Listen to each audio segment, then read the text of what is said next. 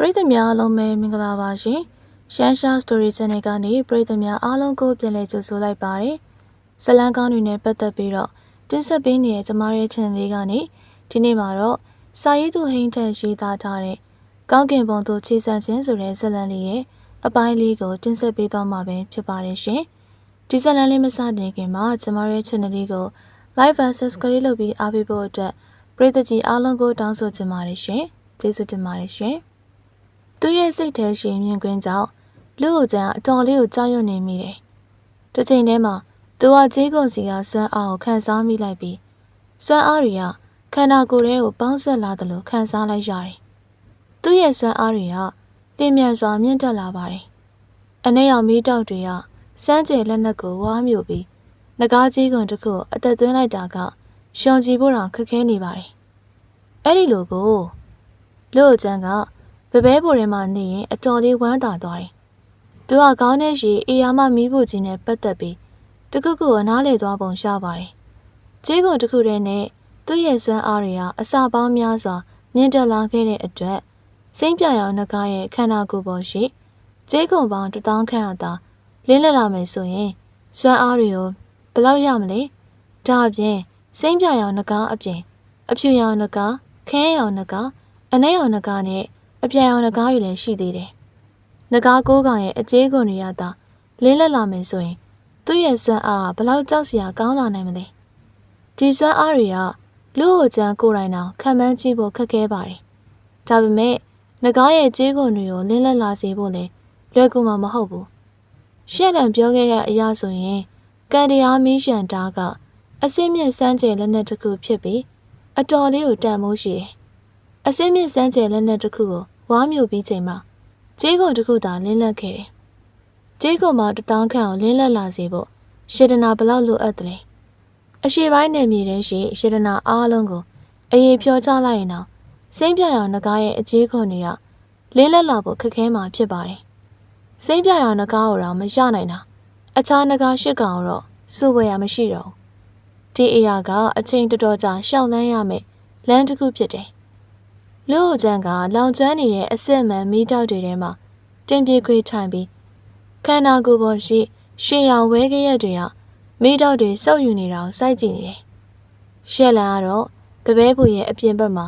ထူးဆန်းသလိုခံစားနေရပြီး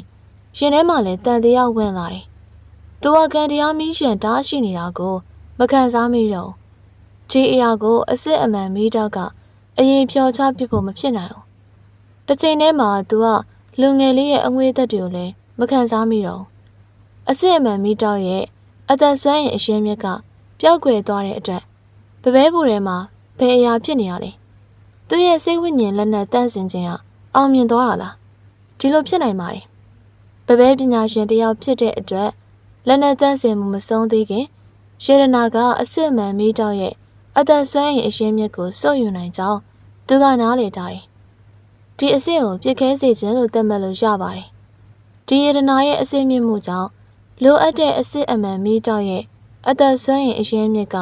မတူညီနိုင်ကြောင်းနားလည်ထားတယ်။လက်နဲ့ရဲ့အစစ်မြင့်လေးအစစ်အမှန်မီးတောက်တွေရဲ့အသက်ဆွမ်းရင်အရှင်းမြစ်က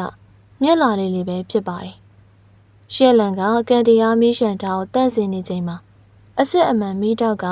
ပြစ်ခဲတဲ့အဆင့်ကိုရှောက်ဖို့အချိန်အနည်းငယ်ကြာတယ်။ဒါပေမဲ့အခုတော့အချိန်ကပုံမှန်ထက်ကြာနေပြီဖြစ်ပါတယ်။ရှေဒနာအစစ်မြင့်လာလေ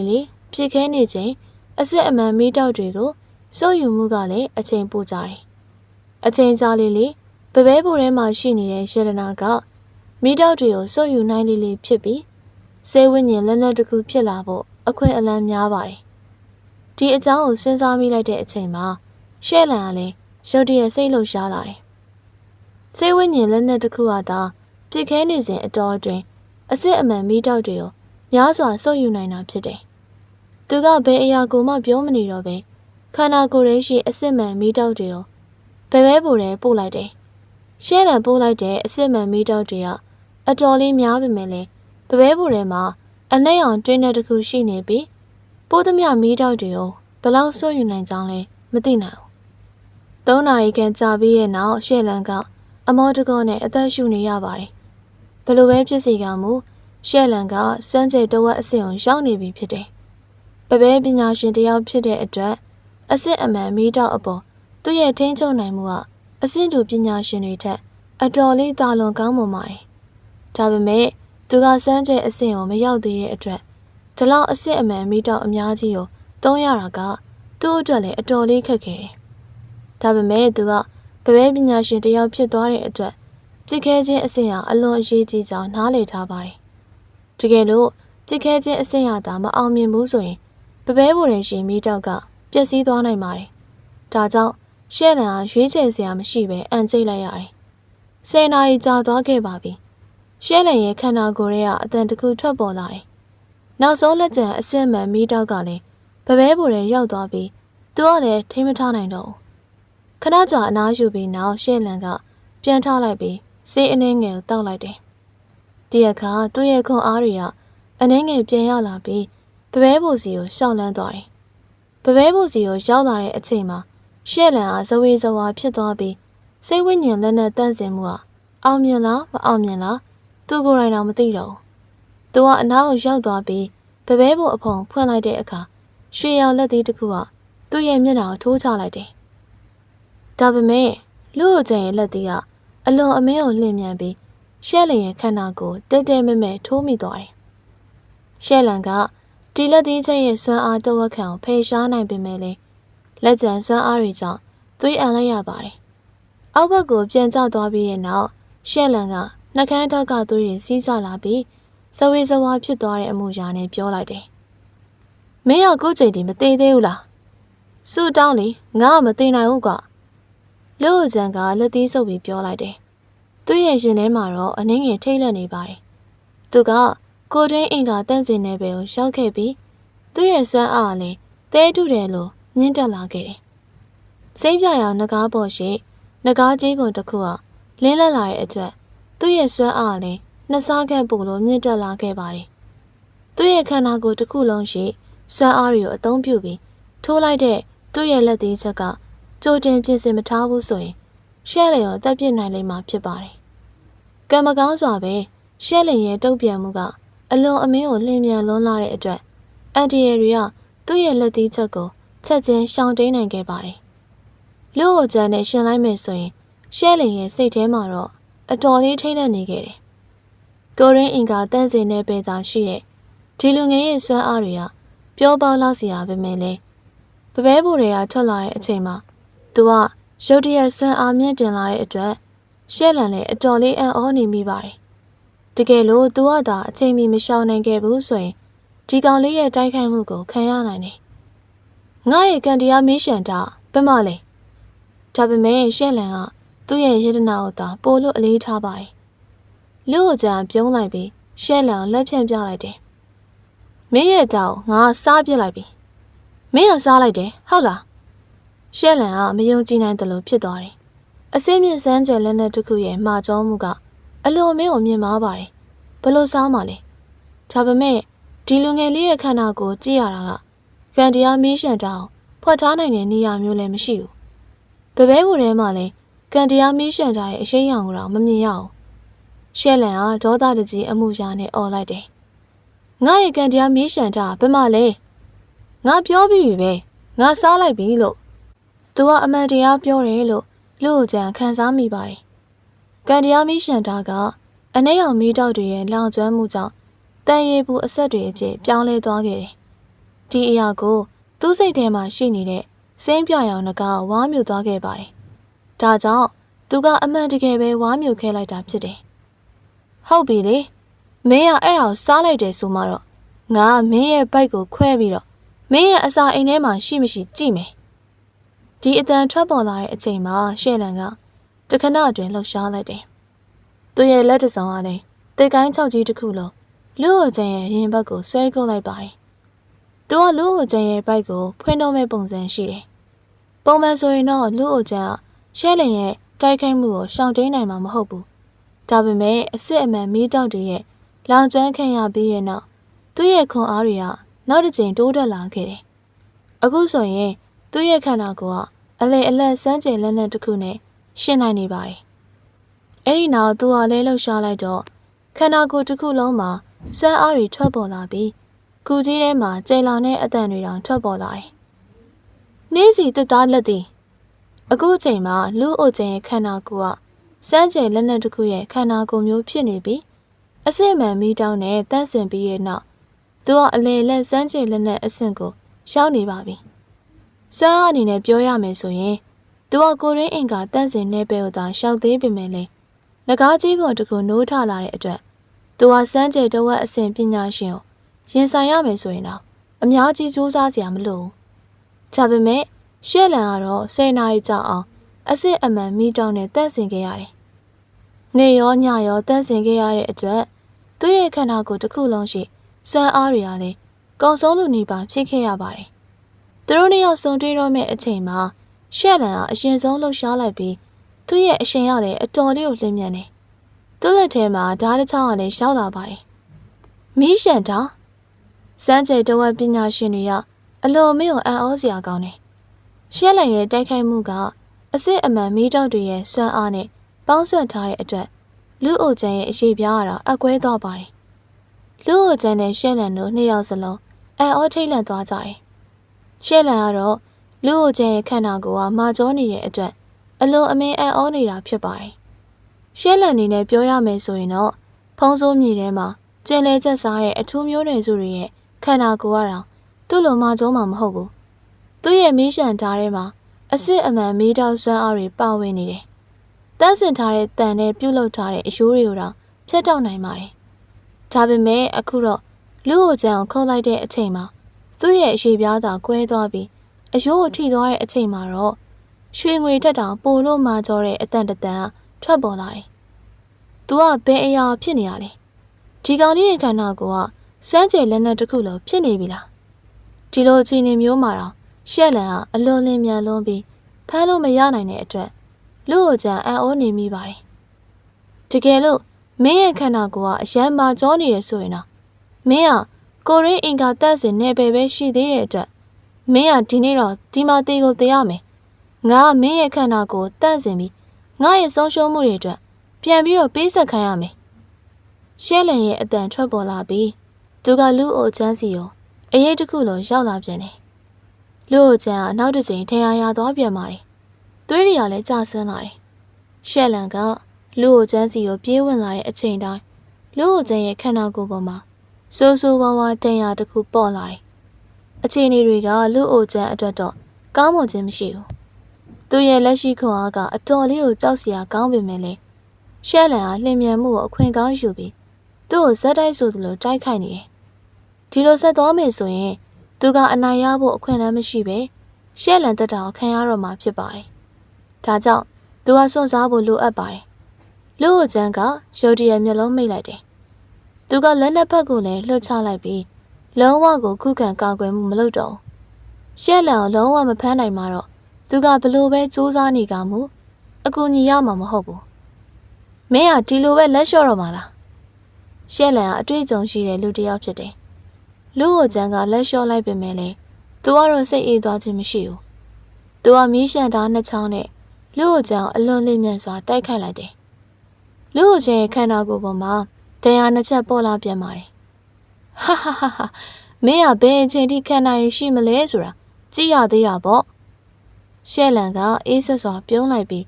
လူ့ကိုကျန်းစီကိုရောက်ရှိလာပြန်တယ်။အခုတစ်ချိန်မှာတော့သူကဓာတ်တစ်ချောင်းသာတုံးလိုက်ပါတယ်။ဒါပေမဲ့သူကလူ့အိုကျန်းရဲ့အနာကိုရောက်လာတဲ့အချိန်မှာလူ့ကိုကျန်းကိုတပတ်လှည့်လိုက်ပြီးသူ့ရဲ့လက်ထဲမှာမီးတောက်တွေလည်းပေါက်ကွဲထွက်လာတယ်။ရှက်လန်ကအေးဆက်စွာပြုံးလိုက်ပြီးလူ့ကိုကျန်းရဲ့ခေါင်းဖြတ်ဖို့ကြံလိုက်ပါတယ်။လာနေပြီ။ဒီအချိန်မှာလူ့ကိုကျန်းကမျက်လုံးတွေကိုရုတ်တရက်ဖွင့်လိုက်တယ်။သူကဒီအခွင့်အရေးကိုစောင့်နေတာဖြစ်ပါတယ်။ရုတ်တရက်ဆိုသလိုပဲသူကခေါင်းကိုလက်နဲ့ဖက်နဲ့ကာလိုက်တယ်။ရှက်လန်ရဲ့လက်တွေကလူ့ကိုကျန်းရဲ့လက်နဲ့ထိသွားတဲ့အချိန်မှာလူ့ကိုကျန်းကရှက်လန်ရဲ့လက်မောင်းတွေကိုမြဲမြံစွာဆုပ်ကန်လိုက်ပါတယ်။အဲ့ဒီနောက်သူကကြိမ်လောင်စွာអော်လိုက်တယ်။သွားတည်လိုက်တော့လူ့ကိုကျန်းရဲ့စွမ်းအားတွေကြောင့်ရှက်လန်ကမြေပြင်ပေါ်မှာဝုန်းကနေပြစ်ပေါက်ခံလိုက်ရတယ်။လိုင်ကူရဲ့ကျမ်းပြင်ကိုမောင်ကျော်ရဲ့ကြောက်တုံးတွေနဲ့ဖန်တီးထားတာဖြစ်ပါတယ်။ဒီကြောက်တုံးတွေကပဲသူ့ရဲ့စွမ်းအားကိုခံနိုင်မရှိခဲ့ဘူး။ကျမ်းပြင်ကပျက်စီးသွားပြီးတွင်းပေါက်ကြီးတစ်ခုလည်းပေါ်လာတယ်။ ရှက်လန်ရုန်းကန်နေစေဖြစ်ပြီးတွင်းကြီးထဲကနေတက်လာဖို့ကြိုးစားနေပါတယ်။ဒါပေမဲ့လူ့ဟိုချန်ကတော့ရှက်လန်အခွင့်အရေးမပေးတော့ဘူး။သူရဲ့အရှင်ကအတော်လေးကိုလင်းမြန်တယ်။တကယ်လို့သူ့ကိုသာတက်လာဖို့ခွင့်ရေးပေးလိုက်မယ်ဆိုရင်လူ့ဟိုချန်ကသူ့ကိုဖမ်းနိုင်တော့မှာမဟုတ်ဘူး။လူ့ဟိုချန်ကကြောက်စရာကောင်းတဲ့သားရဲတစ်ကောင်လိုဖြစ်နေတယ်။သူကလက်သီးတွေကိုတစ်ချက်ပြီးတစ်ချက်ဇက်တိုက်ထိုးနေပြီးလက်သီးချက်တစ်ချက်ချင်းစီကလည်းအလွန်အမင်းကိုပြင်းထန်ပါတယ်။သူ့ရဲ့အချက်ပေါင်းများစွာထိုးပြီးနောက်တွင်းကြီးထဲမှာလက်သီးထိုးနေတာတွေကိုရပ်တန့်လိုက်တယ်။သူကတက်ပြင်းချလိုက်ပြီးတွင်းကြီးထဲမှာလဲလျောင်းနေတဲ့ရှက်လန်လှည့်ကြည့်လိုက်တယ်။ကိုရင်းကတန်းစင်နဲ့ပဲအစဉ်ပညာရှင်တယောက်ရဲ့အစွမ်းနဲ့စမ်းကြဲတဝက်အစဉ်ပညာရှင်တယောက်ကိုရင်ဆိုင်ရတာကအတော်လေးကိုဒုက္ခများပါတယ်။ရှက်လန်ကခန္ဓာကိုယ်ရဲ့ရှိအစစ်အမှန်မီးတောက်တွေကိုအသုံးပြုပြီးသူ့ကိုပြန်လေတိုက်ခိုက်ခဲ့တယ်။ဒါကြောင့်သူကတံပြန်တိုက်ခိုက်နိုင်ပေမဲ့လည်းသူ့ရဲ့တံပြန်မှုဟာသာအနှင်းငယ်နှေးသွားမယ်ဆိုရင်သူ့ရဲ့လက်ဘင်းကပြတ်သွားမှာဖြစ်ပါတယ်။ဒီအချိန်မှာကျမ်းပြင်ပေါ်မှာလှဲလျောင်းနေရမယ့်သူကလူ့ဟိုချန်ကိုယ်တိုင်ပဲဖြစ်နိုင်ပါတယ်။ဒါပေမဲ့အခုတော့အခြေအနေကပြောင်းပြန်ဖြစ်သွားပြီဖြစ်တယ်။နာမည်ဆိုးနဲ့ကြော်ကြားတဲ့ပပဲပညာရှင်ကလည်းသူသက်တာကိုခံလိုက်ပြီဖြစ်ပါတယ်။လူ့ဟိုချန်ကတင်းငိမ်သွားပြီးမိဖို့ကြီးထဲမှာရှိနေတဲ့လူရှိယောက်ကိုလှည့်ကြည့်လိုက်တယ်။ဒါပေမဲ့သူတို့ရဲ့သွေးတွေကစော့ယူခံလိုက်ရတဲ့အတွက်အခုဆိုရင်သူတို့ကလူသေးလိုဖြစ်နေကြပါတယ်။သူကတန်လောင်အိမ်တွေစီကိုအနီးကပ်တိုးသွားပြီးတေချာစစ်ဆေးကြည့်လိုက်တယ်။ဒီအခါသူတို့တွေကရှက်လန်ရဲ့အစစ်အမှန်မီးတောက်တွေကြောင့်အသက်ခံလိုက်ရတဲ့အတွက်သူတို့ရဲ့တည်ဆုံးမှုကအလွန်အမင်းကိုဆိုးဝါးကြောင်းသိလိုက်ရပါတယ်။လူ့ဟိုချန်ကဒီလူတွေကိုကြည့်လိုက်ပြီးနှစ်ကြိမ်တိတိတက်ပြင်းချလိုက်မိတယ်။အဲ့ဒီနောက်သူကကျန်ဝန်းတဲ့ကူကြီးထဲမှာလှည့်ပတ်ရှာဖွေနေတယ်။ဒါပေမဲ့တတ်တူအပြက်စည်းတွေကလွဲပြီးတခြားဘယ်အရာကိုမှမတွေ့ခဲ့ရဘူး။ပပဲပညာရှင်တိုင်းကအလိုအမင်းကိုကျဲဝါချမ်းသာတာမဟုတ်ပေမဲ့လည်းရှက်လေလိုနာမည်ကျော်ကြားတဲ့ပညာရှင်တယောက်ကဒီလောက်မစင်းရဲတဲ့ဘူး။လှန်ကူထဲမှာတေချာလဲပတ်ကြည့်ရှုနေပြီးနောက်လူ့ဟိုချန်ကတခုခုကိုစဉ်းစားမိသွားပုံရတယ်။သူကချက်ချင်းပြန်လှည့်ပြီးတွင်းကြီးထဲကနေရှက်လန်ရဲ့အလောင်းဆွဲထုတ်လိုက်တယ်။ရှက်လန်ရဲ့ခန္ဓာကိုယ်ကအယိုးကြောတစ်ခုလိုဖြစ်နေပြီးတကူလုံးကလည်းအကောင်းတိုင်းမကြံတော့ဘူး။လူ့ဟိုချန်ကရှက်လန်ရဲ့ညာဘက်လက်ကိုလှမ်းကြည့်လိုက်တော့သူ့ရဲ့လက်ကလေးမှာအနက်ရောင်လက်စွပ်တစ်ခွင်ဝစ်စင်ထားတာကိုမြင်လိုက်ရတယ်။သူကခဏကြာစဉ်းစားကြည့်လိုက်ပြီးလက်စွပ်ကိုယူလိုက်ပါတယ်။ဒီအခါအေးဆက်တဲ့သီးစိတ်တစ်ခုကလက်ချောင်းစီကနေရောက်ရှိလာကြောင်းခံစားမိလိုက်တယ်။ဒီအရာကရှူမီလက်စွပ်တစ်ခုဖြစ်တယ်။ရှူမီလက်စွပ်ဆိုတာကအတွင်းထဲမှာပစ္စည်းတွေအားလုံးကိုထည့်သွင်းသိမ်းဆည်းထားနိုင်တဲ့လေဟာနယ်တစ်ခုရှိနေတယ်။ဒီလိုရှူမီလက်စွပ်ကအလွန်အမင်းကိုရှားပါပြီးအတွင်းထဲမှာနေရအသေးဆုံးရှူမီလက်စွပ်ကတော့အစစ်မြင့်စမ်းကျယ်လက်နက်တစ်ခုနဲ့တန်ဖိုးညီမျှပါတယ်။လူ့ဟိုမိသားစုထဲမှာဒီလိုရတနာမျိုးတစ်ခုမှတော့မရှိဘူး။လူ့ဟိုချန်ကဒီအရာကိုမမြင်ဘူးပေမဲ့လည်းစာအုပ်တွေထဲမှာမော်ဆန်ဆန်ပစ္စည်းတွေနဲ့ပတ်သက်ပြီးမြင်ပူးထားတယ်။ဒီအချိန်မှာရှက်လန်အသေးဆုံးသွားပြီဖြစ်တဲ့အတွက်သူ့ရဲ့သိစိတ်ကလည်းပျက်စီးသွားပြီးဒီရှုမီလက်စွပ်ကပိုင်ရှင်မရှိတဲ့အရာတစ်ခုဖြစ်လာပါတယ်။လူ့ဟိုချန်ရဲ့သိစိတ်ကလက်စွပ်ထဲကတစ်ဆင့်ဖြတ်သွားပြီးလက်စွပ်ထဲမှာရှိနေတဲ့အရာတွေကိုရှာဖွေကြည့်လိုက်တယ်။ဒီရှုမီလက်စွပ်ထဲရှိလေဟာနယ်ကအလွန်အမင်းကြီးမားခြင်းမရှိဘူး။မီတာနှင်းငယ်သာကျယ်ဝန်းတဲ့အတွက်အစစ်အနှိမ့်ဆုံးရှုမီလက်စွပ်လို့သတ်မှတ်လို့ရပါတယ်။ဒါပေမဲ့အထဲမှာတော့ပစ္စည်းတွေအများကြီးရှိနေတယ်။ပထမဆုံးအရာကတော့လက်လက်ဖန်တီးရမှာအသုံးပြုတဲ့အဖိုးတန်ကြောက်ရိုင်းတွေဖြစ်ကြပြီးတန့်စင်တဲ့တန်တွေအနီရောင်ကြောက်တုံးတွေသွေးတွေနဲ့တက်တူတွေဖြစ်ကြတယ်။သူတို့တွေကိုအလုပ်သမားတွေကတောက်တနေရာမှာပုံထားတယ်လို့ဖြစ်နေပါတယ်။ဒီကြောက်တုံးတွေကပပဲပညာရှင်တွေအတွက်အတော်လေးကိုအဖိုးတန်တဲ့ရတနာတွေဖြစ်ကြတယ်။သူတို့တွေကိုရောင်းချမယ်ဆိုရင်ဈေးနှုန်းမြင့်မားစွာရရှိနိုင်ပါတယ်။ဒီကြောက်တုံးတွေရဲ့ဘေးဘက်မှာတော့ကြည်လင်နေတဲ့သလင်းကြောက်တုံးတွေရှိနေတယ်။ဒီသလင်းကြောက်ကိုတော့လူ့ဟိုချန်ကစွဲရင်သလင်းကြောက်တုံးလို့သိထားပါတယ်။ဒီအရာကိုတော့စွဲရင်သလင်းကြောက်လို့ခေါ်ကြတယ်။ဒီစွဲရင်သလင်းကြောက်ကလက်ရှိနိုင်ငံထဲမှာသုံးနေတဲ့အစစ်အမှန်ငွေကြေးတစ်ခုလို့ပြောလို့ရပါတယ်။ဒီကဘာကြီးထဲမှာတာမန်လူတွေအတွက်ကတော့ရွှေနဲ့ငွေရငွေကြေးတစ်ခုဖြစ်ပေမဲ့လည်းအစစ်အမှန်ကျင့်ကြံမှုတော့ ရွှေရအသုံးမဝင်ဘူး။ဒါပေမဲ့စွမ်းရည်တလင်းကျောက်ကတော့ကွဲပြားတယ်။တာမန်စွမ်းရည်တလင်းကျောက်တစ်ခုကတန်းစင်တဲ့အစစ်အမှန်ချီစွမ်းရည်တွေကိုတိုးလောင်ထားနိုင်ပြီးစမ်းကြဲအစဉ်ပညာရှင်တွေအတွက်အတော်လေးကိုအသုံးဝင်တယ်။စွမ်းရည်တလင်းကျောက်တုံကအလွယ်တကူဖြတ်ပြီးတည်ဆောင်လို့ရတဲ့အတွက်ကျဉ်းကြံမှုကဘာကြီးထဲမှာအသုံးများတဲ့အရာတစ်ခုဖြစ်လာပါတယ်။လူ့အကျန်းကအကျမ်းမြင့်ရေတွက်ကြည့်လိုက်တော့စွမ်းရည်တလင်းကျောက်100ထက်မနည်းရှိနေတဲ့အတွက်သူကအချီကြီးရပြီလို့ပြောလို့ရပါတယ်။ဒါအပြင်တခြားယတနာတွေလည်းရှိနေပါသေးတယ်။အလင်းတန်းတွေတောက်ပနေတဲ့ဓာတ်ရှိတစ်ချောင်းသွေးရောင်တူကြီးတစ်လက်နဲ့အစိမ့်နှိမ့်ခြင်းမရှိတဲ့ယတနာတွေအစိမ့်နှိမ့်စမ်းကြယ်လက်နက်တွေအလေအလတ်စမ်းကြယ်လက်နက်တွေလည်းရှိနေတယ်။ဒီလေဟာနယ်ရဲ့တစ်ဖက်မှာတော့လက်နဲ့သန်းစင်မှုဆိုင်ရာစာအုပ်တွေနဲ့အမြင်မသိစည်းလုံးတွေရှိနေပါတယ်။ဒါပေမဲ့လူ့အကျန်းကတော့အပြက်စည်းပုံကြီးထဲမှာရှိနေတဲ့ဓာတ်ပြက်တစ်ချောင်းစိတ်ဝင်စားသွားတယ်။ဒီဓာတ်ပြက်ကအလွန်မင်းကိုရှေးကြပုံရပါတယ်။ဓာတ်ပြက်ရဲ့မျက်နှာပြင်မှာလည်းချစ်ရာတွေရှိနေပြီးလက်ကင်ကလည်းကျိုးပဲ့နေတယ်။ဓာတ်ပြက်ရဲ့ဓာတ်သွားကလည်းလုံးဝတွန့်လိမ့်နေပါတယ်။တချို့နေရာတွေမှာမင်းနဲ့နေပြီးတချို့နေရာတွေမှာပျက်စီးနေတယ်။ဒါပေမဲ့ဒီပျက်စီးနေတဲ့ဓာတ်ပြက်ကအလွန်မင်းကိုထူးခြားတဲ့အငွေသက်တွေထွက်ပေါ်နေပါတယ်။ဒီလိုထူးခြားတဲ့အငွေသက်တွေကြောင့်လူ့အကျန်းအတော်လေးကိုစိတ်ဝင်စားသွားပါတယ်။ဒီဓာတ်ပြက်ကတာမဲ့အရာတစ်ခုတော့မဟုတ်နိုင်ဘူး။လူ့အကျန်းကစဉ်းစားလိုက်ပြီးပျက်စီးနေတဲ့ဓာတ်ပြက်ကိုရှူမီလက်စွပ်ထဲကထုတ်လိုက်တယ်။ဒီအခါဓာတ်ပြက်စီကထွက်ပေါ်လာတဲ့အငွေသက်တွေကအလွန်မင်းကိုအစွမ်းထက်နေတဲ့အတွက်ဒီအရာဒီကဘာကြီးတဲ့ရှိအရာအလုံးကိုဖျက်တောက်နိုင်တယ်လို့ပဲထင်မှတ်ရပါတယ်။ဒီလိုယတနာတွေက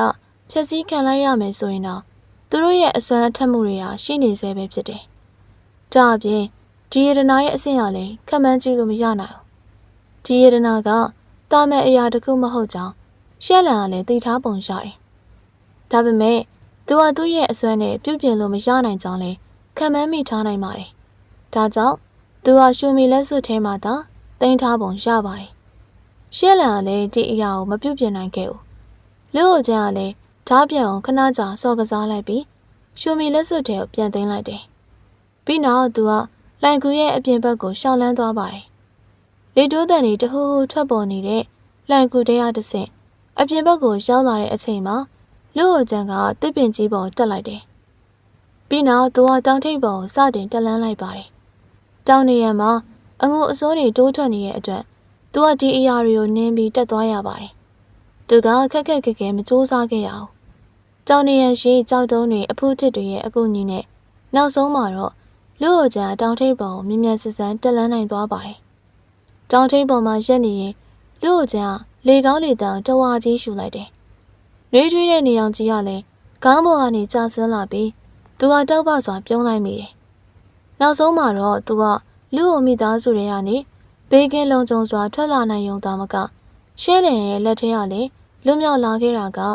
ကံကောင်းတယ်လို့ဆိုရလိမ့်မယ်။အခုတော့သူကရှဲလန်ပိုင်ဆိုင်ထားသမျှအရာအလုံးကိုလည်း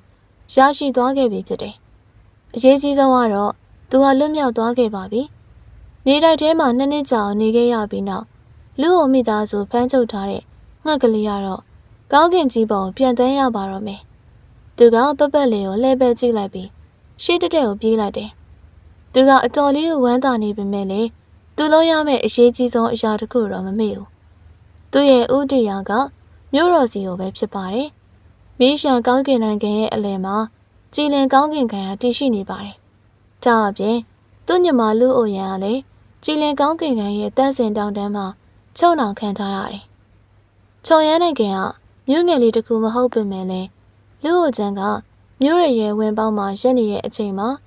မီတာနဲ့ငယ်မြင့်မာတဲ့ရွှေရောင်တကားကြီးကိုမြင်လိုက်ရတဲ့အခါပါဇက်အဟောင်းသားဖြစ်နေပါတယ်။စာအုပ်တွေထဲမှာလည်းမြို့တော်နဲ့ပတ်သက်တဲ့အကြောင်းတွေကိုချီကျူပြောဆိုထားတာတွေသာဖတ်ခဲ့ရတယ်။လူ့အကျန်းကမြို့တော်ကြီးရဲ့ကြီးကျယ်ခမ်းနားမှုကိုကြိုတင်မှန်းဆထားပေမဲ့လည်းမြို့တော်တွေကိုပထမဦးဆုံးခြေချလိုက်တဲ့အချိန်မှာတော့သူက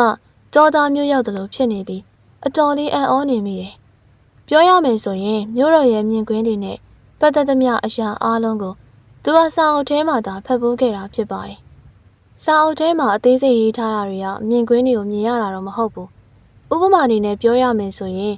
ရှေ့မှာရှိနေတဲ့ရွှေတကားကြီးရဲ့နာမည်က ဝန်ရှင်းမန်လို့ခေါ်ပြီး36ပေမြင့်မှာက9ပေအကျယ်ရှိပါတယ်။လွန်ခဲ့တဲ့နှစ်ပေါင်း30ခန့်ကနတ်ဆိုးမျိုးနွယ်ရဲ့မင်းသမီးလေးစစ်စီကမင်းရှန်ကောင်းကင်နိုင်ငံရဲ့အင်ရှိဆန်မင်းသားနဲ့လက်ထပ်ခဲ့တယ်။ဒီဝန်ရှင်းမန်ကမင်းသမီးလေးစစ်စီယူလာခဲ့တဲ့လက်ဖွဲလက်ဆောင်ဖြစ်ပါတယ်။လူ့အကျန်းကရွှေတကားကြီးကိုဖန်တီးထားတဲ့ရွှေငွေကြောက်တံပရံများတွေကိုမြင်လိုက်ရတဲ့အချိန်မှာမင်းသမီးလေးစစ်စီရဲ့သဘောထားကိုနားလည်လာမိတယ်။သူမတို့နတ်ဆိုးမျိုးနွယ်စုတွေရဲ့မျက်လုံးထဲမှာအရှိပိုင်းနယ်မြေရှိလူသားတွေကအလွန်အမင်းဆင်းရဲကြောင်းပြသလိုက်တာဖြစ်ပါတယ်။ဝန်ရှင်းမန်တကားကနေဖျက်လျှောက်လာပြီးနောက်လူ့အကျန်းကမြို့တော်ရဲ့မင်းလမ်းမကြီးအတိုင်းရှောက်လာပြီးလမ်းဘေးတစ်ဖက်တစ်ချက်ရှိမြင်ကွင်းတွေကိုငေးမော်ကြည့်ရှုနေမိတယ်။ကောင်းကင်ပေါ်ကြည့်အောင်တိုးထွက်နေတဲ့တိုင်လုံးတွေပေတထောင်ခန့်မြင့်တဲ့အဆောက်အဦကြီးတွေလှုပ်ရှားသွားလာနေတဲ့မြင်းလဲတွေကိုရင်သက်ရှုမောပွဲတွေ့နေရပါတယ်။ဒီမြင်ကွင်းကြောင့်လူ့အကျန်းကအမြင်ကျလာပေမဲ့လည်းသူ့ရဲ့ဥတီချက်ကတော့ကြည်လင်ကောင်းကင်ကိုင်းပဲဖြစ်ပါတယ်။မြို့တော်ရဲ့၄ပုံတစ်ပုံခန့်ကိုပိုင်ဆိုင်ထားတဲ့ကြည်လင်ကောင်းကင်ကိုင်းကမြို့တော်ထက်အစာပေါင်းများစွာပိုလို့ကြီးမားပါတယ်။ဒါပေမဲ့ဂိုင်းရဲ့နောက်ကျောဘက်မှာရှိနေတဲ့ချင်းရွံတောင်တန်းကြီးကတော့ပါဝင်ခြင်းမရှိဘူး။အလွန်အကျွံသုံးထားတဲ့ဝန်ရှင်းမှန်တကားနဲ့ရှင်းလိုက်မယ်ဆိုရင်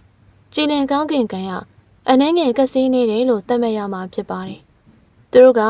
ကြည်လင်ကောင်းကင်ကိုင်းဆိုတဲ့စာသားအလွင်အခြားအပေါ်အရာတွေကိုဖန်တီးထားခြင်းမရှိဘူး။ပတ်လည်မှာလည်းစိမ့်လန်းဆူပြေးတဲ့တစ်ပင်ကြီးတွေရှိနေတယ်။ဒီအပင်ကြီးတွေပေါ်မှာအစိမ်းရောင်နွယ်ပင်တွေတောင်ကပ်နေပါတယ်။ဂိုင်းရဲ့ရှေ့မှာစည်ရင်သွင်းဖို့အဖွဲနှစ်ဖွဲစောင့်နေကြတယ်။ဘယ်ဘက်မှာတော့လူအနှဲငယ်သားရှိပြီးညာဘက်မှာတော့နဂါးကြီးတစ်ကောင်လိုထင်မဲ့ရတယ်။နဂါးကြီးတစ်ကောင်လိုဖြစ်နေတဲ့လူတန်းကြီးကတေချာကြည့်လိုက်မယ်ဆိုရင်လူပေါင်း1000နီးပါးခန့်ရှိနေပါတယ်။လူ့အကျန်းကတော့အရေးအတွက်နေပါတဲ့ဘယ်ဘက်ကိုသာရှောက်သွားတဲ့အတွက်မကြခင်သူ့လည်းရောက်လာပါတယ်။စည်ရင်သွင်းတဲ့နေရာမှာတာဝန်ယူရတဲ့စိတ်ရည်ကလူ့အကျန်းကြည့်ပြီးပြောလိုက်တယ်။ကျေးဇူးပြုပြီးကလန်ထောက်ခံစာပေးပါ။ကလန်ထောက်ခံစာဟုတ်လား။လူ့အကျန်းအိုးတူအန်တန်ဖြစ်သွားတယ်။စိတ်ရည်ကစပွဲကိုလက်ညှိုးထိုးပြပြီးပြောလိုက်ပါတယ်။ငါဒီနေရာမှာကလန်တွေကိုပဲလက်ခံတာ။တကယ်လို့မင်းစီမှာကလန်ထောက်ခံစာမပါဘူးဆိုရင်ဟိုဘက်ကိုသွားပါ။စိတ်ရည်ကရှေ့လျားလာတဲ့လူတန်းကြီးကိုလက်ညှိုးထိုးပြီးပြောလိုက်တယ်။ဒါကြောင့်လေလူ့အိုချမ်းကဒီနေရာမှာလူမရှိရတဲ့အကြောင်းရင်းကိုနားလည်သွားပါတယ်။ဒီနေရာကသီးသန့်နေရာတစ်ခုဖြစ်ပါတယ်။ဒီကိုင်းကနိုင်ငံထဲမှာအထူးအဆင့်တန်းတစ်ခုရှိတယ်။နိုင်ငံတဝန်းလုံးမှာမိသားစုကြီးတွေရတာအာဏာပါဝါတွေရှိကြပြီးမြို့တော်အုပ်စိုးကြပါတယ်။ချုံရဲနိုင်ငံငယ်လေးတွေကလူ့အိုမိသားစုကဂိုင်းတစ်ခုလို့သတ်မှတ်လို့မရဘူး။ဒါကြောင့်လူ့အိုချမ်းကလန်ထောက်ခံစာယူလာဖို့မဖြစ်နိုင်ဘူး။ဒီမြင်ကွင်းကိုမြင်တဲ့အခါသူကအတော်လေးကိုစိတ်ပြတ်သွားတယ်။တန်းစီစောင့်ဆိုင်းရခြင်းကအလွန်အမင်းကိုပြင်းစရာကောင်းပါတယ်။ဒါပြင်လူ့အိုချမ်းရဲ့လှုပ်ရက်ကြောင့်လောင်စရာတစ်ခုလိုဖြစ်သွားတယ်။ဘယ်ကတောသားလဲဟာကလန်ထောက်ခံစာတော့မသိဘူး။ဒီနှစ်ကတော့ကြည်လင်ကောင်းကင်ခိုင်းထဲမှာလူတွေတကယ်များတာပဲ။လူ့အိုချမ်းကတော့ဒီလူတွေကိုပြန်မပြောခဲ့ဘူး။သူကစိတ်ရည်ကိုကောင်းကြီးပြလိုက်ပြီးလူရန်ကြီးရဲ့နောက်ဆုံးမှာသွားရက်လိုက်တယ်။နှစ်ကြာကျွန်တယောက်အနေနဲ့ရှင်သန်ခဲ့ရတဲ့အတွက်လူ့အိုချမ်းလောင်ပြောင်တယောမှုတွေကိုခံနိုင်ရှိနေပါတယ်။ဒီအဖွဲကဖြည်းဖြည်းချင်းရှေ့ကိုတိုးသွားပြီးလူ့အိုချမ်းကတော့မျက်စိမိတ်ထားတယ်။သူကအနှင်းငယ်စိတ်လှုပ်ရှားနေပါတယ်။မင်းကပင်လယ်ဆန်းသက်မှုကိုပထမဆုံးအချိန်ရောက်လာလား။ခဏကြာတဲ့အခါလူ့အိုချမ်းရဲ့ရှေ့ကအတန်တစ်ခုထွက်ပေါ်လာတယ်။လူ့အိုချမ်းကခေါင်းညိတ်ပြီးမျက်လုံးပြန်ဖွင့်လိုက်ပါတယ်။ဒီအခါစကားပြောလိုက်တဲ့သူကအသက်16နှစ်ခန့်ရှိပြီဖြစ်တဲ့မမုံရီလူငယ်တယောက်ဆိုတာသိလိုက်ရတယ်။လူ့အိုချမ်းမျက်လုံးဖွင့်လာတာကိုမြင်တဲ့အခါဒီလူငယ်ကအပြုံးနဲ့ပြောလိုက်ပါတယ်။ငါကတော့ဒုတိယကြိမ်ပဲ။ပင်လယ်ဆန်းသက်မှုဆိုတာဘာကိုပြောချင်တာလဲ။လူ့အိုချမ်းစဝေးစဝါအမှုရာနဲ့မေးလိုက်တယ်။ကြည်လင်ကောင်းကင်ကိုင်းရဲ့လူခေါ်ယူမှုကအတော်လေးကိုတင်းကျပ်ကြောင်းသူကသေချာနားလည်ထားတယ်။သူတို့တွေကစမ်းသပ်မှုတွေကိုအစင်းစင်းကြော်ဖြတ်ဖို့လိုအပ်တယ်။ဒါပေမဲ့သူကမျိုးတော်မှာလူတယောက်မဟုတ်ပဲ။သူကကြည်လင်ကောင်းကင်ခိုင်းသားတယောက်ဖြစ်ချင်တယ်ဆိုရင်လိုအပ်ချက်ကအလွန်မင်းကိုများပြတယ်။ဒီလူငယ်ကအပြုံးနဲ့ပြောလိုက်တယ်။ကြည်လင်ကောင်းကင်ခိုင်းကအထွတ်မြင့်ကျင့်ကြံမှုနယ်မြေတစ်ခုပဲ။ဒီနေရာဝင်ကျင်တဲ့သူတွေအများများတယ်။အကုန်လုံးကသာတယောက်ချင်းစစ်ဆေးနေမယ်ဆိုရင် သူတို့အတွက်အရန်အလုပ်ရှုပ်သွားလိမ့်မယ်။မိသားစုကြီးတွေရဲ့သခင်လေးတွေကလွှဲကြည်လင်ကောင်းကင်ကံဝင်ခြင်းတဲ့အခြားသူတွေကပင်လယ်စမ်းသပ်မှုကိုကြော်ဖြတ်ကြတယ်။ညီနောင်ပင်လယ်စမ်းသပ်မှုဆိုတာဘယ်လိုရာမျိုးလဲ။ကြည်လင်ကောင်းကင်ကံကဝင်ရောက်ဖို့အလွန်မင်းခက်ခဲတယ်လို့ပြောကြတယ်။အခုစီးမြင့်တွေကိုကြားလိုက်ရတဲ့အခါလူ့ကိုဖေးရန်ကဘယ်လိုလုပ်ခဲ့ကြောင်းသူလည်းမသိတော့ဘူး။သူကအတွင်းစည်းတပည့်တယောက်ဖြစ်ဓာတ်ရိုက်ရောက်သွားခဲ့တယ်။လူငယ်ကရှိလိုက်တယ်။အမှန်တိုင်းပြောရရင်ပင်လယ်စမ်းသပ်မှုဆိုတာငါတို့အားလုံးပြေးခိုင်းတာပဲ။ပင်လယ်စမ်းသပ်မှုမှာပါဝင်ရှင်ပြိုင်ဖို့အတွက်အနေဆုံးအယိုးသက်စင်တဲ့ဘယ်ကိုရောက်ရမယ်လို့ကြည်လင်ကောင်းကင်ခံကသတ်မှတ်ထားတယ်။ဒါပေမဲ့ကိုတွင်းအင်္ဂါသက်စင်တဲ့ပဲ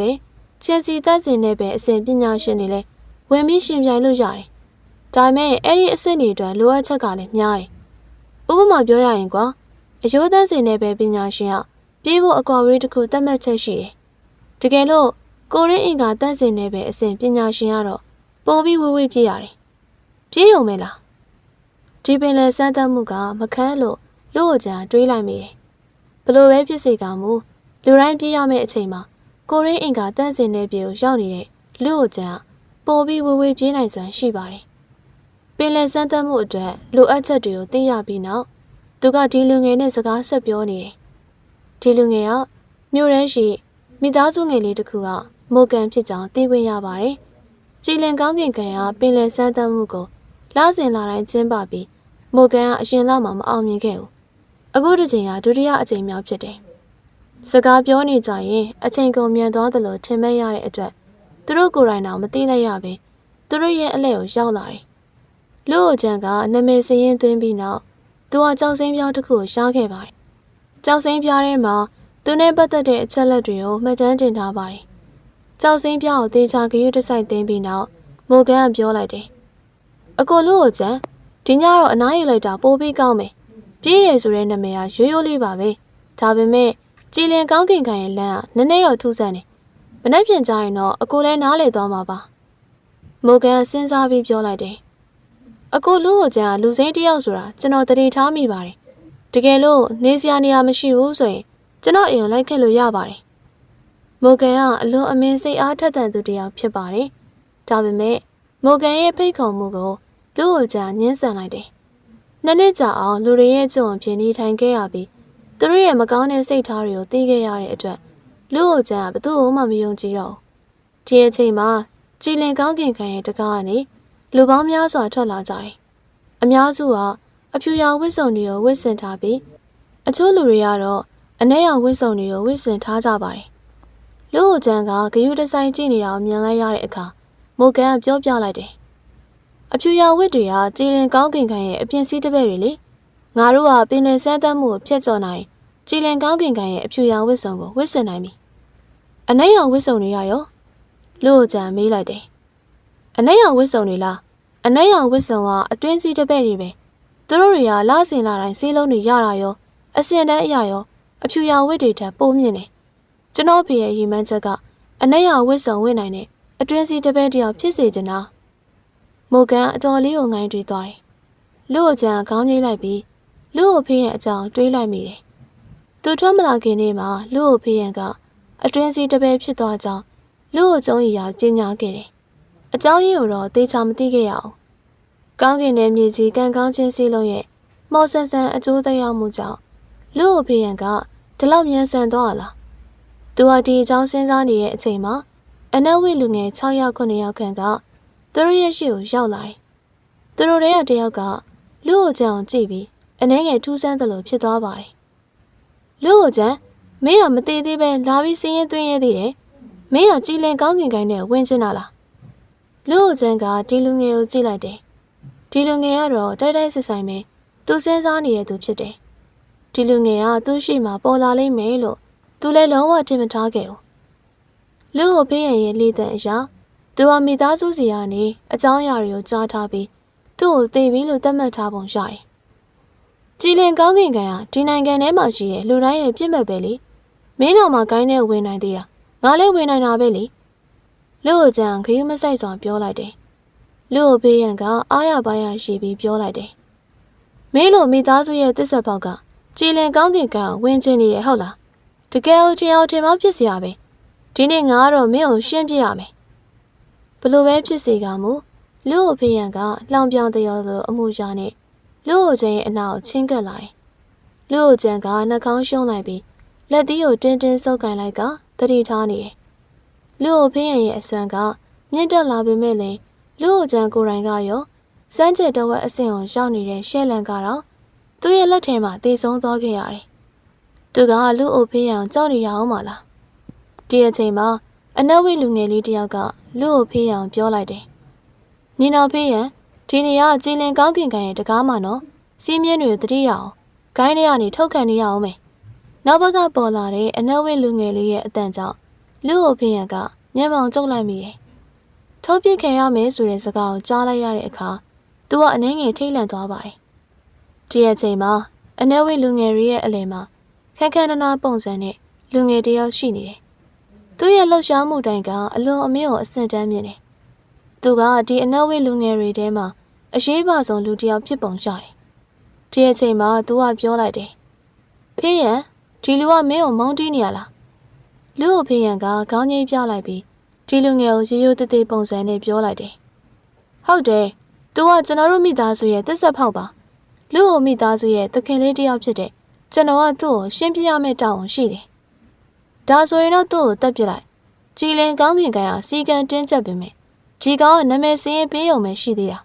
ပင်လယ်စမ်းသပ်မှုမှာတော့ဝင်မပြန်ရသေးဘူးဒါကြောင့်ဘာမှမဖြစ်ဘူးငါဝန်ဟန်းကြီးကတာဝန်ယူတယ်ဝန်ဟန်းကြီးကပေါ့ပေါ့ပါပါအမှုရာနဲ့လူ့ကိုကျန်ရဲ့အသက်ကိုဆုံးဖြတ်ပေးလိုက်တယ်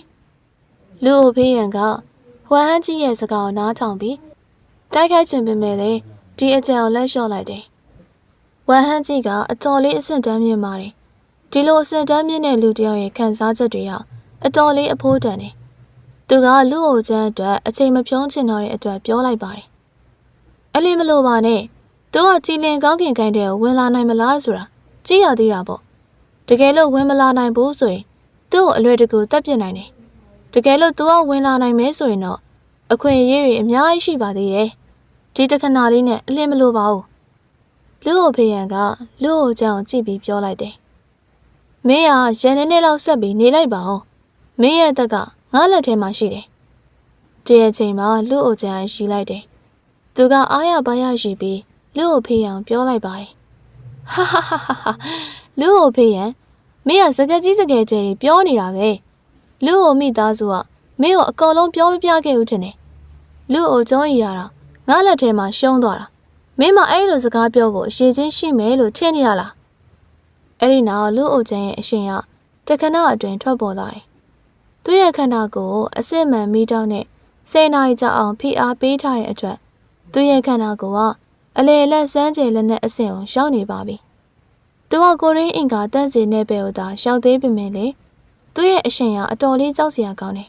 ။တကယ်အစစ်မှန်စွမ်းအားတွေထွက်ပေါ်လာတဲ့အခါလူ့ကိုဖေးရန်ကအသက်ရှူဖို့တောင်ခက်ခဲလာပါတယ်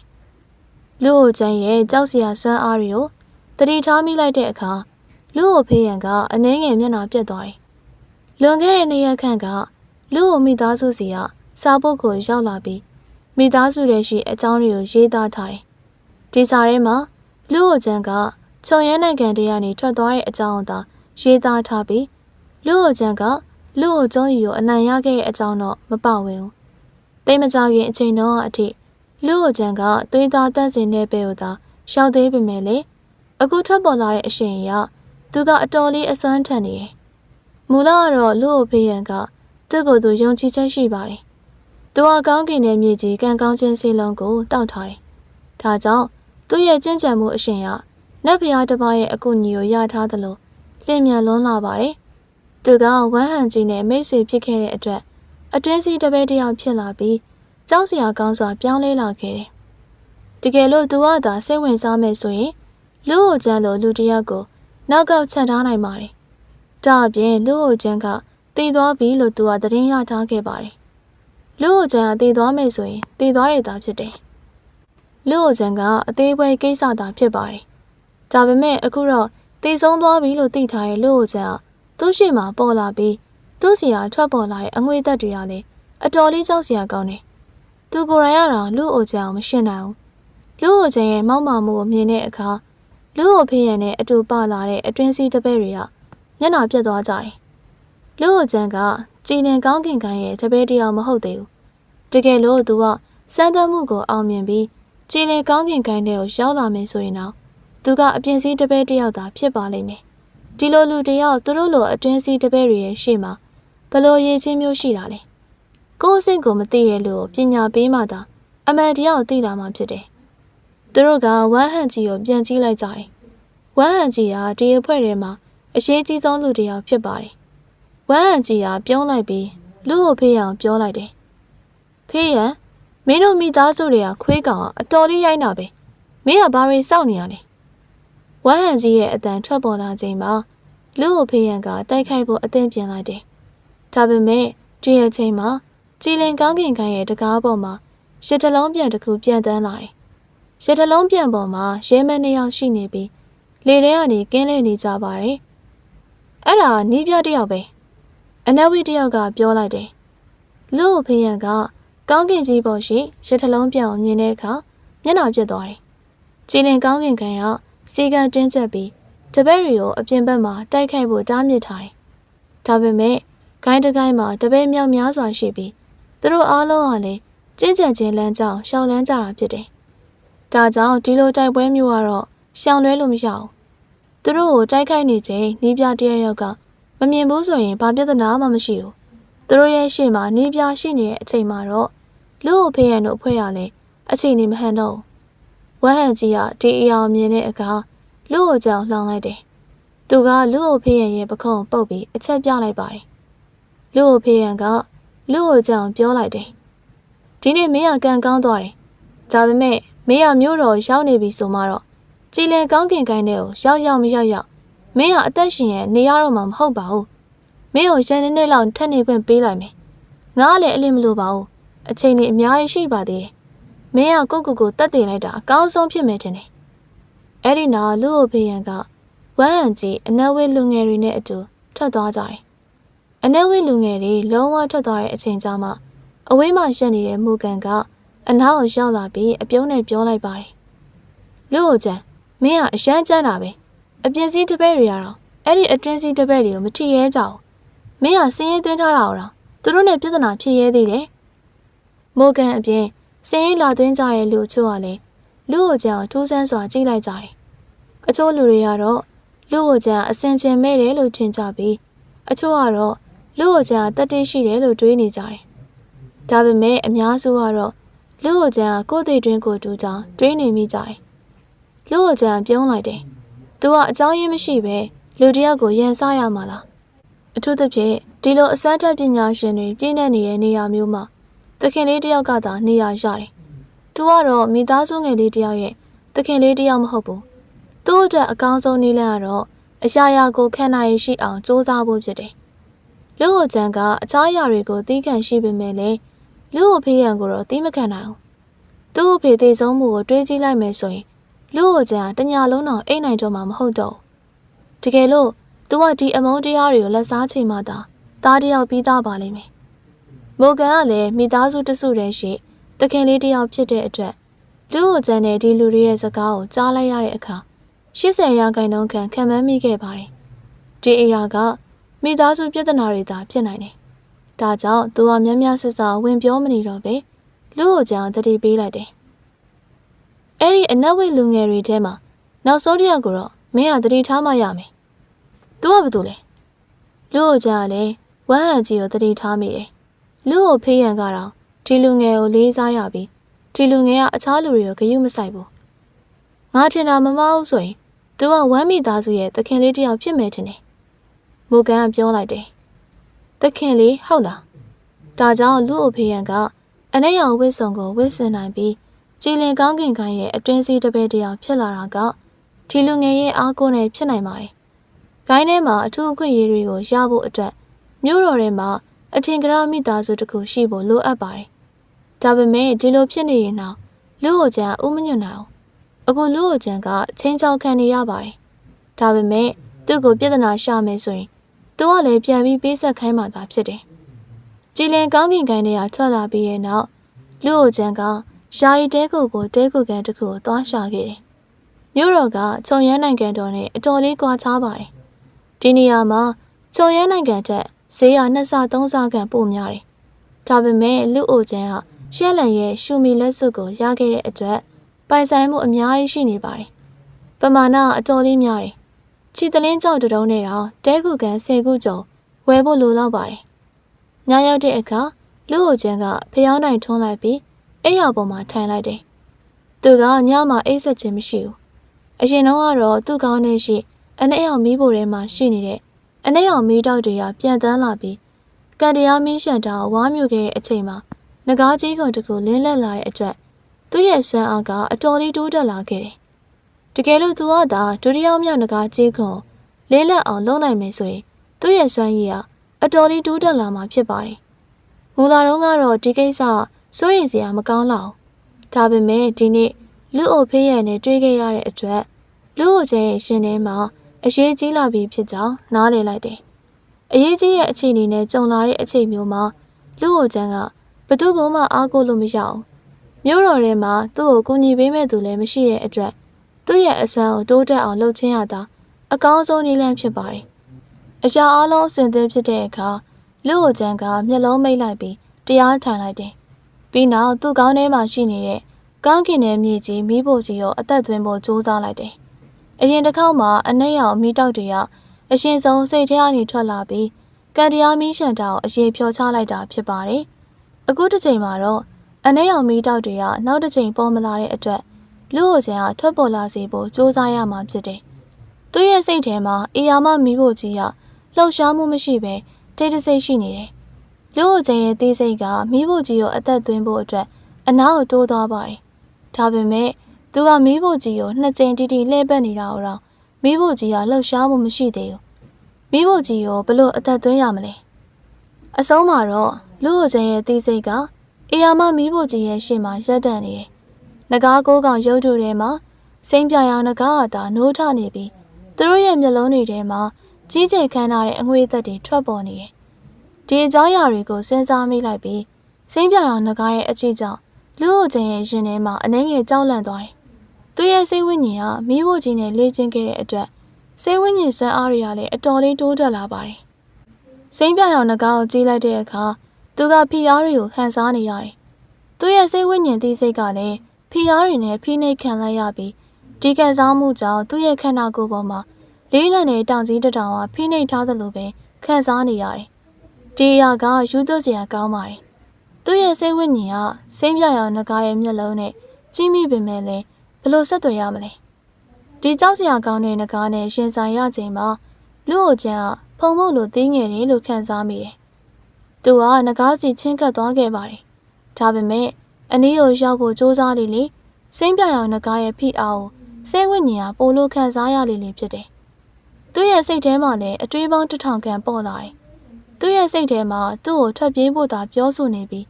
လူအိုကျန်ပြန်အားတင်းလိုက်တယ်။ပြန်တိုက်စမ်းသူကသူ့ကိုယ်သူထိန်းချုပ်ကရှေ့ကိုတိုးသွားတယ်။သူကနဂါးရုပ်တုနဲ့နီးလာလေလေသူ့ရှိစိမ့်ပြရောင်နဂါးရဲ့ဖိအားတွေကပိုများလေလေဖြစ်တယ်။သူ့ရဲ့အရှင်ကလည်းရှင်တော်ထဲမှာလမ်းလျှောက်ရတယ်လို့ပိုလို့နီးလာပါတယ်။စိမ့်ပြရောင်နဂါးစီကဖိအားတွေကြောင့်လူအိုကျန်လည်းတုန်ခါသွားပေမဲ့လည်းနောက်ပြန်ဆုံးမဲ့အစီအစဉ်မရှိဘူး။လူအိုကျန်ကဒီလိုရှေ့ကိုတတိရှိဆက်တိုးသွားမဲ့အချိန်မှာစိမ့်ပြရောင်နဂါးရဲ့ဖိအားစီကနေလွတ်မြောက်သွားခဲ့ပါတယ်။ဒါကြောင့်သူကအနားကိုအောင်မြင်ချင်းကပ်သွားပြီးစိမ့်ပြရောင်နဂါးကိုထိလိုက်မိပါတယ်။အဲဒီနောက်စိမ့်ပြရောင်နဂါးအော်တန်တူတူကိုអော်လိုက်တော့အေယာမမီးဖို့ကြီးကတဖြည်းဖြည်းလဲပတ်လာတယ်။အနှဲ့ရောင်မီးတောက်တစ်ခုကလည်းမီးဖို့ကြီးတဲ့ကိုလင်းမြန်စွာဝင်ရောက်သွားတယ်။ငါလုံနိုင်ပြီကွ။ဒီမီးဖို့ကြီးရဲ့သိစိတ်ကလူအိုကျန်နဲ့ဆက်သွယ်နိုင်ခဲ့ပါတယ်။ဒီသိစိတ်ကမီးဖို့ကြီးရဲ့သိစိတ်လားစိမ့်ပြရောင်နဂါးကြီးရဲ့သိစိတ်လားတည်တည်ချာချာမသိနိုင်ပေမဲ့လည်းအခုချိန်မှာလူအိုကျန်ကအောင်မြင်ဆက်သွယ်နိုင်ပြီးအနှဲ့ရောင်မီးတောက်တွေကိုတော့ဆင့်ခေါ်နိုင်ခဲ့ပါတယ်။တဲကိုဆောင်ရဲ့အခန်းထဲမှာလူအိုကျန်ကတိတ်တဆိတ်မျက်လုံးမိတ်လိုက်တဲ့အခါဒီအနှဲ့ရောင်မီးတောက်လေးတွေကမျက်ကုံးတွေကြားကနေတဆင့်လေထဲမှာပြန်ဝဲနေတယ်။ဒီအနှဲ့ရောင်မီးတောက်တွေကစွမ်းအားမရှိတာကြောင့်သူ့စီဟာထွက်ပေါ်လာတဲ့အပူရှင်တွေကိုမခံစားမိဘူး။ဒါပေမဲ့ဒီအနှဲ့ရောင်မီးတောက်လေးတွေကိုလည်းရှော့တက်လို့မရဘူး။ ရှက်လန်ရဲ့အစင်းမြင့်စမ်းကျက်အဆင့်ကန်တရားမီးရှံတာကသူရဲ့ဒုတိယတန်းစားအစစ်မှန်မီးတောက်တွေနဲ့တန်းစင်တာတော့နေရဲလာပြီးလုံးဝလောင်ကျွမ်းသွားခြင်းမရှိဘူး။ဒါပေမဲ့အနက်ရောင်မီးတောက်ကကန်တရားမီးရှံတာကိုတတ်တုအစီနစ်တွေအဖြစ်ပျော်ကျသွားစေတယ်။ဒီလိုဆွဲရည်တွေကြောင့်လူ့ဟိုချမ်းကိုယ်တိုင်တော့နားမလည်နိုင်ပေဒီမီးတောက်ရဲ့အစွမ်းကိုလည်းရှော့မတွေ့ရဘူး။ကံမကောင်းတာကဒီအနက်ရောင်မီးတောက်တွေကိုမသုံးနိုင်တာသာဖြစ်ပါတယ်။တကယ်လို့ဒီမီးတောက်တွေကိုသုံးလို့ရန်သူကိုတိုက်ခိုက်မယ်ဆိုရင်လူ့ဟိုချမ်းကပြိုင်ဘက်ကင်းဖြစ်သွားနိုင်တယ်။တိတ်မကြခင်မှာပဲမီးတောက်တွေကလူ့ဟိုချမ်းရဲ့ရှေ့မှာရှိတဲ့တူကြီးစီကိုရွှေ့ရှားသွားတယ်။ဒီတူကြီးကအလေလက်အစဉ်စမ်းကြယ်လက်နက်တစ်ခုဖြစ်ပါတယ်။ကန်တရားမီးရှံထားနဲ့ရှင်းလိုက်မယ်ဆိုရင်ဒီတူကြီးကတဆင့်ပုံနှိပ်ပြင်မယ်လေဒီတူကြီးကဓာတ်တစ်ချောင်းလိုပဲသူ့ရဲ့ထိပ်ပြားတစ်ခုပနေသေးတယ်။ဒါကြောင့်သူကတက်ဆင်လိုက်တော့တန်ရီပူဘလောက်ရချောင်းမသိနိုင်သေးဘူး။သူကငကားကြီးကုန်တစ်ခုကိုလင်းလက်စေနိုင်မှလားအနက်ရောင်မီးတောက်တွေရဲ့လောင်ကျွမ်းမှုကြောင့်အနီရောင်တူကြီးကဖျောင်းနိုင်တစ်ခုစီကိုလောင်ကျွမ်းသွားပြီးတခဏအတွင်းအနက်ရောင်မီးတောက်တွေကတူကြီးကိုတန်ရီပူအစီနဲ့တစ်ဆက်အဖြစ်ပြောင်းလဲလိုက်ပါတယ်။တစ်ဆက်ထဲလားတကယ်တစ်ဆက်ထဲပဲလားအလေလက်အဆင့်စမ်းကြယ်လက်နက်ကတန်ရီပူတစ်ဆက်သာရတာကိုမြင်လိုက်ရတဲ့အခါလူ့ဟိုချမ်းကအတော်လေးစိတ်ပြတ်သွားခဲ့တယ်။တန်တူရဲ့အဆင့်ကကန်တရားမီးရှံထားမမိပေမဲ့လည်း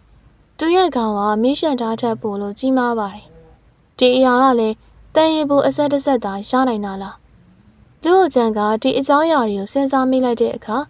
ရှိုမီလက်စွပ်တွေကစမ်းကြယ်လက်နက်တွေကိုထုတ်လိုက်တယ်။ဒီစမ်းကြယ်လက်နက်တွေကအလေလက်အစင်းနှိမ့်စမ်းကြယ်လက်နက်တွေသာဖြစ်ကြပြီးသူကအားလုံးအရေးဖြောချလိုက်တယ်။ဒီအနက်ရောင်မီးတောက်တွေကအတော်လေးကိုလောဘကြီးတယ်။သူကစမ်းကြယ်လက်နက်တွေအားလုံးကို3စက္ကန့်4စက္ကန့်အချိန်အတွင်းအရေးဖြောချလိုက်ပေမဲ့လည်းရလက်ကတော့ကောင်းမွန်ခြင်းမရှိလောက်အောင်။အလေလက်အစင်းစမ်းကြယ်လက်နက်ကတန်ရီပူတစ်ဆက်သာရနိုင်တယ်။အစင်းလေးလက်နက်ကိုတန်းစင်တဲ့တန်ရီပူအဆက်ကတော့တင်ချကြည့်လို့တော့မရနိုင်ဘူး။ဒီရာကဖုံမုတ်တမုတ်စာအရွယ်စားခံတာရှိတယ်။လူ့ဟိုချမ်းကမျက်တောင်မခတ်တန်စိုက်ကြည့်လိုက်တယ်။ရှုံမီလက်စွပ်တဲ့ရှိစမ်းကြယ်လက်နက်တွေအားလုံးအရေးဖြောချပြီးနောက်ရရှိလာတဲ့စုစုပေါင်းတန်ရီပူအစီနစ်က90ခန့်သာရှိတယ်။အဆုံးမှာတော့အနက်ရောင်မီးတောက်တွေကအရေးဖြောချလိုက်ပြီးနောက်တန်ရီပူအပူဆက်50ကခေါင်းထဲကိုရောက်သွားပါတယ်။လူ့ဟိုချမ်းကခေါင်းထဲရှိလှုပ်ရှားမှုတွေကိုသေချာစောင့်ကြည့်နေမိတယ်။အနက်ရောင်တန်ရီပူအဆက်50ကစိမ့်ပြရောင်နဂါးရဲ့ပါးစပ်ထဲကိုရောက်သွားတဲ့အခါမှာစိမ့်ပြရောင်နဂါးရုပ်တုကအနှဲငယ်လှုပ်ရှားသွားပြီးဒုတိယမြောက်နဂါးကြေးခွန်ကလည်းစိမ့်ပြရောင်အလင်းတန်းတွေလင်းလက်လာတယ်။သူကလုံးဝလင်းလက်လာတော့မဲ့ပုံပေါ်ပါတော့တယ်။လူ့ဟိုချမ်းရဲ့ရှင်ထဲမှာလှုပ်ရှားသွားပြီးဒီနဂါးကြေးခွန်ရဲ့အစွမ်းသာရမယ်ဆိုရင်သူ့ရဲ့ခွန်အားတွေလည်းတိုးတက်လာလိမ့်မယ်။ဒါပေမဲ့ဒီနဂါးကြေးခွန်ပေါ်ရှိအလင်းတန်းတွေကနှစ်ကြိမ်တိတိလှုပ်ရှားသွားပြီးအလင်းရောင်ကအနှဲငယ်မိမ့်မိန်သွားတယ်။ဒီမြင်ကွင်းကိုမြင်လိုက်ရတဲ့လူ့အိုချမ်းရဲ့မျက်နှာကအနှဲငယ်ပြောင်းလဲသွားတယ်။နဂါးကြီးကုန်တစ်ခုကိုအသက်သွင်းဖို့အတွက်တန်ရီပူအစီနဲ့60လိုအပ်တာလား။ဒါပေမဲ့နဂါးကြီးကုန်ကခဏကြာမိမ့်မိန်သွားပေမဲ့လည်းရုတ်တရက်ကြီးကုန်တစ်ခုလုံးအစိမ်းရောင်အလင်းတန်းတွေလင်းလက်တောက်ပလာပါတယ်။ဒီလင်းတန်းတွေကအလွန်လှပလွန်ပါတယ်။တန်ရီပူအစီနဲ့50ကနဂါးကြီးကုန်တစ်ခုကိုအသက်သွင်းနိုင်ချိန်မှာ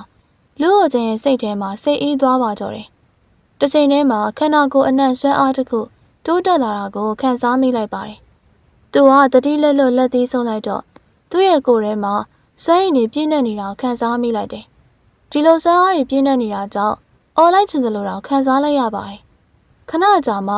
လှုပ်ရှားနေတဲ့လူ့ဟိုချမ်းရဲ့စိတ်ကလည်းတည်ငြိမ်သွားတယ်။သူကငကားကြီးကုန်တစ်ခုကိုအသက်သွင်းနိုင်တာကောင်းပါတယ်။ဒါပေမဲ့လူ့ဟိုချမ်းရဲ့စွမ်းအားကလျင်မြန်စွာတိုးတက်လာဖို့လိုအပ်တယ်။တကယ်လို့ငကားကြီးကုန်များစွာကိုအသက်သွင်းနိုင်မယ်ဆိုရင်လူ့ဟိုဖေးရလိုကောင်လေးမျိုးကလက်သီးတစ်ချက်ထဲနဲ့တောင်အသက်ဆုံးရှုံးသွားနိုင်ပါတယ်။ဒါပေမဲ့သူ့ရဲ့လက်ထဲရှိစမ်းကြယ်လက်နက်တွေအားလုံးကိုတန်းစင်ပြီးသွားပြီဖြစ်တဲ့အတွက်ဘယ်နေရာမှာသွားရောက်ရှာဖွေရမလဲ။သူ့ရဲ့လက်ထဲမှာခြေစွမ်းရည်တလင်းကြောင့်ရှားပေါင်းများစွာရှိပေမဲ့လည်းစမ်းကြယ်လက်နက်တစ်ခုရဲ့တန်ဖိုးကလည်းမသေးဘူး။လက်ရှိအချိန်မှာသူကအစင်းမြင့်စမ်းကြယ်လက်နက်တစ်ခုနှစ်ခုသာဝယ်နိုင်တယ်။သူကဒီအရာကိုဘာလို့ရမှာလဲ။သူကဓာတ်ကြိုးကိုတတိယသွားတယ်။ဒီဓာတ်ပြန်ကပျက်စီးနေတာတော့သူ့စီကထွက်ပေါ်လာတဲ့စွမ်းရည်တွေကအတော်လေးအံ့ဩဖို့ကောင်းတဲ့အတွက်ဓာတ်ပြန်ရဲ့စွမ်းရည်ကလည်းမနှိမ့်နိုင်ဘူး သူကစိတ်ပြောင်းလိုက်ပြီးဒီအကြောင်းအရာကိုမစင်စားတော့တကယ်လို့ဓာပြန်ရတာအတော်လေးထူးခြားမယ်ဆိုရင်ဒီအရာကိုတန်းစင်တာသူ့အတွက်ဆုံးရှုံးမှုသာဖြစ်မယ်အန်ဒီရဲ့များစွာသူ့ကိုစောင့်နေသေးတယ်အခုချိန်မှာပထမဦးဆုံးစဉ်းစားဖို့လိုအပ်တာကြည်လင်ကောင်းကင်ကိုင်းနဲ့ဝင်ဖို့ဖြစ်ပါတယ်တေချာစိတ်ကြောတန်းစင်ပြီးနောက်လူအုပ်ချမ်းမျက်လုံးမိတ်ပြီးအနားယူခဲ့တယ်သူကနောက်တစ်နေ့မှာပင်လယ်စမ်းသပ်မှုကိုလှုပ်ဆောင်ရမှာဖြစ်ပါတယ်ဒီစမ်းသပ်မှုကပြေးဖို့သာဖြစ်ပေမဲ့လည်းမိုကန်ပြောတဲ့အကြောင်းအရာကိုကြားပြီးတဲ့နောက်လွယ်တော့မလွယ်ကူနိုင်ဘူးနောက်တစ်နေ့မနက်မှာလူအုပ်ချမ်းကမနက်စာစားလိုက်ပြီးကြည်လင်ကောင်းကင်ကိုင်းနဲ့ဝင်ဖို့ထွက်သွားတယ်သူကရှမန်ကစင်းရင်သွင်းချိန်မှာလူအများကြီးကိုမမြင်ခဲ့ရပဲကျယ်ဝန်းတဲ့တက္ကမကြီးကိုသာမြင်ခဲ့ရတယ်ဒါပေမဲ့ဒီနေ့တော့ကြည်လင်ကောင်းကင်ကိုင်းရဲ့တကားတော့မမြင်ရအောင်တချို့တွေကမြင်းပေါ်မှာတချို့တွေကခြေချင်းတချို့တွေကရထလုံးပေါ်မှာရှိနေကြတယ်လူပေါင်းများစွာကကြည်လင်ကောင်းကင်ကိုင်းရဲ့တကားဝမှာရှိနေကြပါတယ်တကားဝမှာရှိနေတဲ့လူတွေကိုအကြမ်းဖျင်းရေတွက်ကြည့်ပြီးတော့လူ1000ခန့်ရှိနေတယ်ကြည်လင်ကောင်းကင်ကိုင်းကလာစဉ်လာတိုင်းပင်လယ်စမ်းသပ်မှုတစ်ခုကျင်းပပါတယ်ဒီစမ်းသပ်မှုကိုလာတိုင်းကျင်းပတာဖြစ်တဲ့အတွက်လာရောက်ပါဝင်သူတွေကလည်းလူ1000နီးပါးခန့်ရှိတယ်တကယ်လို့တစ်နှစ်ပတ်လုံးဝင်ရောက်ရှင်ပြိုင်ခဲ့တဲ့အရေးအတွက်ကိုကြည့်ရင်လူ3သိန်းတောင်မကတော့ကြည်လင်ကောင်းကင်ကိုင်းကအတော်လေးကိုနှက်ဆိုင်တဲ့အုံမြစ်တစ်ခုရှိရင်တော့ဒီအရာအတော်လေးကိုခေါင်းကိုက်စရာဖြစ်တယ်ဘလို့ပဲဖြစ်စေလူတော်များများတာကြောင့်သူတို့တွေကစူညံပွက်လို့ရိုက်နေပါတယ်လူအုပ်ချမ်းကတော့လူအုပ်ကြီးရဲ့နောက်မှာရက်နေပြီးတိတ်တဆိတ်စောင့်ဆိုင်နေတယ်ခဏကြာတဲ့နောက်ကြည်လင်ကောင်းကင်ကိုင်းတက္ကမကြီးစီကရတလုံးပြန်တစ်စီထွက်ပေါ်လာပြီးဒီရတလုံးပြန်ပေါ်မှာမုတ်စိတ်ဖြူနဲ့အဖိုးတယောက်ရက်နေတယ်ဒီအဖိုးကိုပေါ်လာချိန်မှာသူကအောက်ဘက်ရှိရှင်ပြိုင်သူတွေကိုကြည့်ပြီးစိတ်သက်သာရသွားသလိုတက်ပြင်းချလိုက်မိတယ်သူကတင်းငိမ်စွာပြောလိုက်တယ်ပြိုင်ပွဲဝင်တို့မင်းတို့တွေကပင်လယ်စမ်းသပ်မှုမှာပါဝင်ရှင်ပြိုင်ဖို့အတွက်ဂိုင်းထဲကိုအစင်လိုက်တိုင်းဝင်ရမယ်စကားအကျယ်ကြီးမပြောရဘူးမအော်ရဘူးတကယ်လို့မင်းတို့တွေစီးမြင်စည်းကမ်းကိုချိုးဖောက်မယ်ဆိုရင်ပင်လယ်စမ်းသပ်မှုကနေချက်ချင်းထုတ်ပယ်ခံရမယ်ပြီးတော့မင်းတို့တွေဘဝတစ်လျှောက်လုံးကြည်လင်ကောင်းကင်ကိုင်းတွေကိုစည်ရင်သွင်းလို့ရမှာမဟုတ်တော့ဘူးဒီအဖိုးကိုရဲ့စကားတန်ကကြေလောင်ခြင်းမရှိပေမဲ့လည်းလူ1000ခန့်ရဲ့နားထဲမှာရှင်းရှင်းလင်းလင်းကြားရပါတယ်အဖိုးကိုပြောပြီးသွားတဲ့အချိန်မှာမြင်ကွင်းကပိုလို့တိတ်ဆိတ်သွားပြီးဘသူကမှလုံးဝစကားမပြောရတော့လူ1000ခန့်ကလုံးဝတိတ်ဆိတ်နေပြီးမြေပြင်ပေါ်မှာအကြတန်တော့မကြားတော့စမ်းသပ်မှုကနေထုတ်ပယ်ခံရခြင်းကပြဿနာမဟုတ်ဘူးဒါပေမဲ့ပြဿနာကြီးတစ်ခုကတော့ရှိနေပါတယ်နောက်လာတွေမှာကြည်လင်ကောင်းကင်ကိုင်းတွေကိုစည်ရင်သွင်းခွင့်မရှိတာကပြဿနာကြီးတစ်ရပ်ပဲဖြစ်ပါတယ်ဒီပြဿနာအတော်လေးကြီးမားပါတယ်ကြည်လင်ကောင်းကင်ကိုင်းကနိုင်ငံတော်တဝန်းလုံးမှာအကြီးဆုံးကိုင်းကြီးတစ်ခုဖြစ်ပြီးကျင့်ကြံရည်နယ်မြေတစ်ခုလည်းဖြစ်တယ်မီးရှန်ကောင်းကင်နိုင်ငံကြီးထဲမှာကိုင်းငယ်ပေါင်းများစွာရှိပေမဲ့လည်းကြည်လင်ကောင်းကင်ကိုင်းနဲ့ရှင်လာရင်တော့အစွမ်းရည်ရအောင်အရေးတွက်ရပါမရှင်နိုင်တော့ဘူးတကယ်လို့ကြည်လင်ကောင်းကင်ကိုင်းဝင်ရောက်ဖို့တားမြစ်ခံရမယ်ဆိုရင်ဒီလူရဲ့ဘဝကလုံးဝကိုရေစုံမျောသွားနိုင်ပါတယ်ပရိသတ်များရှင်အခုတင်ဆက်ပေးခဲ့တဲ့ဆက်လန်းလေးကတော့စာရေးသူဟိန်ထက်ဘာသာပြန်ရေးသားထားတဲ့ကောင်းကင်ဘုံသို့ခြေဆက်ခြင်းဆိုတဲ့ဆက်လန်းလေးရဲ့အပိုင်းလေးကိုတင်ဆက်ပေးခဲ့တာပဲဖြစ်ပါတယ်ရှင်နောက်နေ့တွေမှာတင်ဆက်ပေးသွားအောင်မဲ့ဆက်လန်းရဲ့အပိုင်းဆက်တွေကိုလည်းဆက်လက်ဆောင်ရွက်အားပေးကြပါအောင်ရှင်ကျေးဇူးတင်ပါတယ်ရှင်